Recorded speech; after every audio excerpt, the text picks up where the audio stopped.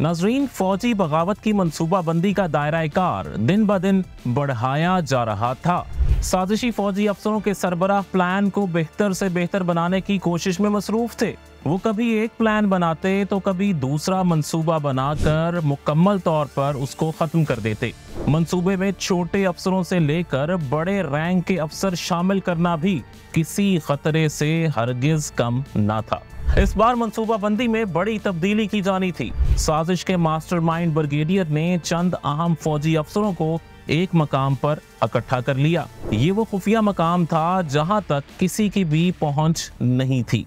कोई इस मकाम पर शक भी नहीं कर सकता था। एक अफसर ने सवाल किया कि अब की बार आखिर प्लान क्या है। साजिशी ब्रिगेडियर ने जवाब देने से कबल तमाम फौजी अफसरों को बगौर देखा और एक नक्शा खोलकर सबके सामने रख दिया। इस नक्शे में मंसूबे में शामिल किरदार और वो जगहें शामिल थीं जिन पर हमला किया जाना था। हमलों में सबसे ज्यादा वो मकामात और जगहें शामिल थीं जो सिर्फ इस्लामाबाद यानी दारुल हुकूमत में थीं। इस खुफिया मीटिंग में ये भी पूछा गया कि कितने लोग मिलकर हमला आवर होंगे। मास्टरमाइंड ने जवाब दिया कि 300 से 400 मुसल्लह लोग पूरी साजिश में शामिल होंगे और इक़्तिदार पर काबिज हो जाएंगे। मैं इस मुसल्लह ग्रुप की कमांड खुद करूंगा। मंसूबा इस वक्त खतरनाक तरीन मरहले में शामिल हो गया जब मीटिंग में शामिल अफसरों के इल्म में ये बात लाई गई कि GHQ पर जमीनी ही नहीं बल्कि फिजाई हमला भी मंसूबे में शामिल होगा। एक F-16 तैयारे से बमबारी करके सब फॉर्मेशन कमांडर्स को खत्म कर दिया जाएगा और इस मकसद के लिए F-16 के एक पायलट को भी तैयार कर लिया गया था। जमीनी हमले के लिए साजिशियों को ये भी बताया गया कि 111 ब्रिगेड को भी शामिल कर लिया गया है। इस सब मंसूबाबंदी का मकसद था इक़्तिदार, इक़्तिदार और सिर्फ इक़्तिदार। मंसूबाबंदी मुकम्मल करके मीटिंग खत्म हो गई और मुनासिब वक्त का इंतजार होने लगा। मुनासिब वक्त के इंतजार में ही ये फौजी बगावत की मंसूबाबंदी नाकाम हो गई। पीपल्स पार्टी के दौर में होने वाली फौजी बगावत क्यों और कैसे नाकाम हुई, इस सब की तफसील आगे इसी वीडियो में हम आपको बताएंगे। अलबत्ता तारीख इस नाकाम फौजी बगावत की मंसूबाबंदी को खतरनाक तरीन फौजी बगावत के तौर पर जानती है।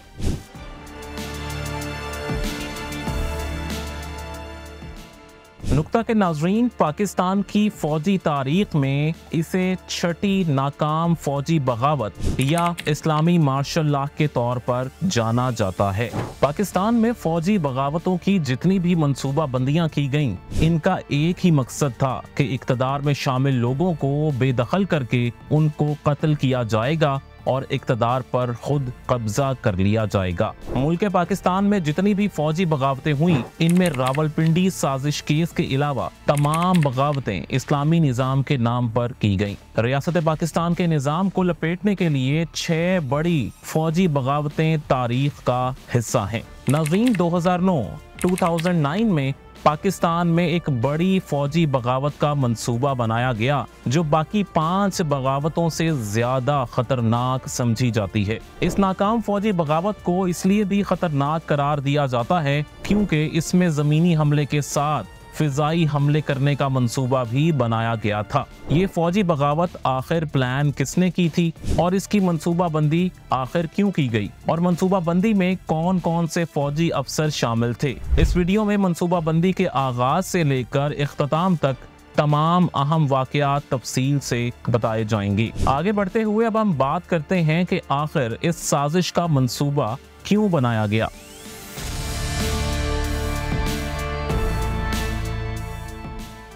नाज़रीन, आप सब जानते हैं कि पाकिस्तान में होने वाली 5 बड़ी फौजी बगावतों में से 4 बगावतें इस्लाम के नाम पर की गईं। इस तरह छठी फौजी बगावत भी इस्लामी निज़ाम और कुफर के निज़ाम के खिलाफ प्लान की गई। इस नाकाम मार्शल लॉ का पस मंजर कुछ यूं है कि साबिक army chief general Pervez Musharraf के दौर में फौज के चंद आला रैंक के फौजी अफसरों को जनरल मुशर्रफ की रोशन ख्याली का निज़ाम पसंद नहीं आया और उन्होंने मजहबी तंजीम कलदम हिज़्बुत तहरीर से मुतासिर होकर उनसे राब्ते शुरू कर दिए। हिज़्बुत तहरीर के लोग बुनियादी तौर पर पाकिस्तान में राइज जमहूरी निज़ाम के खिलाफ थे और वो चाहते थे थे कि इस्लामी निज़ाम कायम किया जाए। इस मकसद के हुसूल के लिए फौज में मौजूद कुछ अफसरान जनरल परवेज मुशर्रफ के रोशन ख्याली के निज़ाम से बेजार हो चुके थे और हिज़्बुत तहरीर से मुतासिर हो चुके थे। उन्होंने सियासी और फौजी निज़ाम को लपेटने की मंसूबाबंदी शुरू कर दी। फौज में इनका असर रसूख बढ़ने लगा और खुफिया तौर पर आर्मी के लोग हिज़्बुत तहरीर से मुतासिर होना शुरू हो गए। साजिश का आगाज होता है 2003 से। मुल्क में जनरल मुशर्रफ की हुकूमत है। मुल्क में रोशन ख्याली के तस्वुर को लेकर निज़ाम हुकूमत चलाया जा रहा है। हुकूमती ईवानों में भी एतदाल पसंद और मॉडर्न ख्यालात के लोग मौजूद हैं। मुल्क में मॉडर्न टेक्नोलॉजी और फरसूदा रसूमात को खुदा हाफिज कहा जा रहा है। ये जिद्दत और मॉडर्नाइजेशन मुआशरे के साथ साथ इदारों में भी फैलती चली जा रही है। फौज में चंद एक अफसरान इस रोशन ख्याली से खुश नहीं हैं। उनका मानना है कि मुल्क में इस्लामी निज़ाम के बरखिलाफ हुकूमत चल रही है। हिज़्बुत तहरीर नामी इस्लामी जमात अपने लिटरेचर और पम्फलेट्स के साथ मैदान में उतरती है और फौज के स्पेशल सर्विसेज ग्रुप के 13 कमांडोज के साथ राब्ते बढ़ाना शुरू कर देती है। इनके लिटरेचर और पम्फलेट्स में अमेरिका को भगाओ और गद्दारों को हटाओ वाज़े तौर पर दर्ज था। ये कमांडोज उनके लिटरेचर से मुतासिर होकर मजीद फौजी अफसरों को साथ मिलाना शुरू कर देते हैं। देखते ही देखते 6 सालों में आर्मी में ब्रिगेडियर और लेफ्टिनेंट कर्नल रैंक के अफसर हिज़्बुत तहरीर से मुतासिर होकर इनकलाब की मंसूबाबंदी शुरू कर देते हैं। जनरल मुशर्रफ के जाने के बाद सदर जरदारी के दौरे हुकूमत 2009 में फौज में एक ब्रिगेडियर रैंक के अफसर ने सियासी हुकूमत का तख्ता उलटने का प्लान बनाना शुरू कर दिया। साजिश के मास्टरमाइंड का नाम ब्रिगेडियर अली खान था। ब्रिगेडियर अली खान 2003 से ही हिज़्बुत तहरीर से राब्ते में थे और जमात के सरबराहों तक से मुलाकात कर चुके थे। मंसूबाबंदी के लिए होने वाली मीटिंग्स में फौजी और हिज़्बुत तहरीर के लोग भी शामिल थे। बागियों में brigadier Ali Khan, major Suhail Akbar, major Jawad Basir, major Inayat और मेजर इफ्तिखार अहम फौजी अफसर थे। प्लान के मुताबिक हुकूमत का तख्ता उलटने के लिए सबसे ज्यादा जरूरी ये था कि फौजी क़यादत को उनके ओहदों से हटा दिया जाए ताकि टेक ओवर करना आसान हो जाए। मंसूबाबंदी के लिए उन्होंने हम ख्याल अफसरों की मीटिंग बुलाई। इस मीटिंग में फौज के ब्रिगेडियर और लेफ्टिनेंट कर्नल रैंक के अफसर भी शामिल थे। ब्रिगेडियर अली खान से सवाल किया गया कि आखिर प्लान क्या है। उन्होंने जवाब दिया कि सबसे पहले फौज की आला क़यादत को मंजरे आम से हटाना होगा और अपने हम ख्याल 400 फौजियों को हमले के लिए तैयार करना होगा। ये सब बताते हुए वो एक कागज के नक्शे पर कुछ लकीरें और कुछ दायरे बनाते जा रहे थे।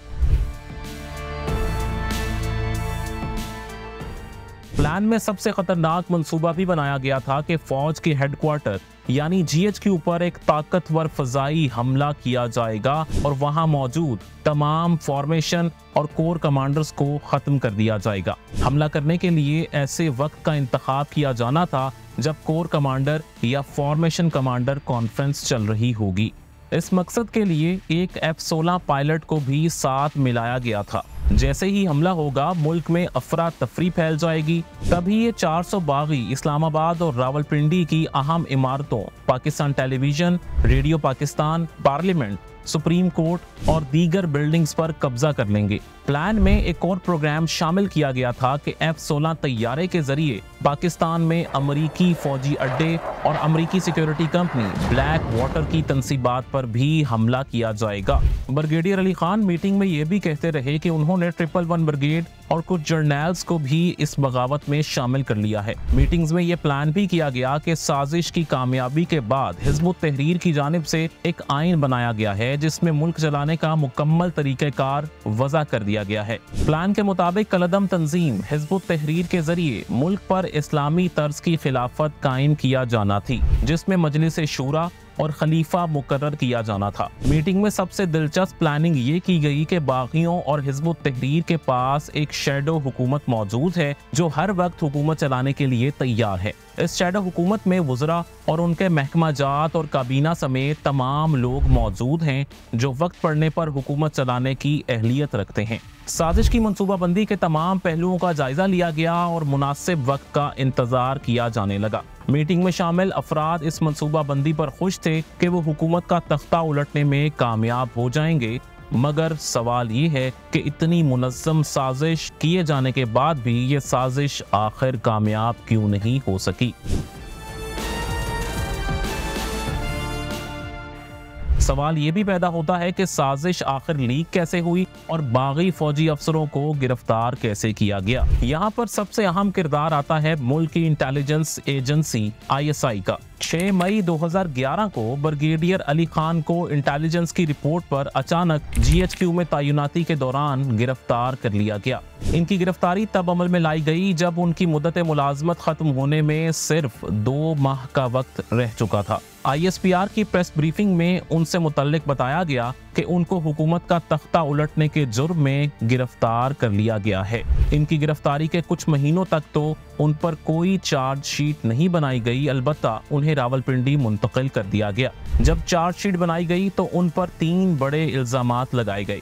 पहला इल्ज़ाम लगाया गया कि ब्रिगेडियर अली खान ने हुकूमत पाकिस्तान के खिलाफ फौजियों को बगावत पर उकसाया और इनमें बगावत के जज्बात पैदा किए हैं। दूसरा इल्ज़ाम ये लगाया गया कि वो फौज के सदर दफ्तर यानी GHQ पर हमला करने की मंसूबाबंदी कर रहे थे। तीसरा इल्ज़ाम ये था कि ब्रिगेडियर अली खान के कलअदम हिज़्ब तहरीर के साथ ताल्लुकात कायम थे। चार्जशीट के मुताबिक उन्होंने 111 ब्रिगेड ग्रुप के ब्रिगेडियर आमिर रियाज, एयर डिफेंस कमांड के ब्रिगेडियर मोहम्मद अमीन और डिफेंस एक्सपोर्ट प्रमोशन ऑर्गेनाइजेशन के ब्रिगेडियर नईम सादिक को हुकूमत पाकिस्तान के खिलाफ बगावत पर उकसाने की भी कोशिश की थी। फौज के आला ओहदेदारों ने ब्रिगेडियर रियाज को भी मंसूबे में शामिल करने की कोशिश की, मगर उन्होंने मंसूबा सुनते ही इसमें शामिल होने से इनकार कर दिया। इन सारे इल्जामात के बाद उनके खिलाफ कोर्ट मार्शल की कार्रवाई का आगाज किया गया। सियालकोट के गैरिजन में कोर्ट मार्शल की कार्रवाई की गई। कोर्ट मार्शल की कार्रवाई में उनके वकील retired colonel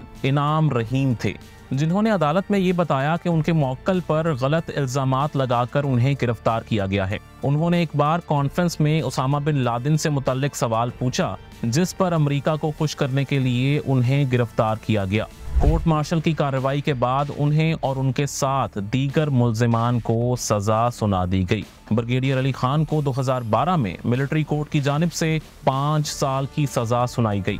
lieutenant colonel Shahid Bashir को 3 साल कैद की सजा और इनको सर्विस से भी बरतरफ किया गया। मेजर सुहेल अकबर को भी 3 साल कैद की सजा सुनाई गई। मेजर जवाद बसीर को 2 साल, जबकि मेजर इनायत अजीज और मेजर इफ्तिखार को 1.5 साल कैद की सजा सुनाई गई। नाज़रीन, 2016 में मरकजी मुल्जिम ब्रिगेडियर अली खान को सजा पूरी करने के बाद आखिरकार रिहा कर दिया गया। नाज़रीन, अगर आप पाकिस्तान की पहली 5 नाकाम फौजी बगावतों का हाल जानना चाहते हैं तो उनके लिंक हमारे डिस्क्रिप्शन में मौजूद हैं और आप यहां पर क्लिक करके भी इनका अहवाल जान सकते हैं।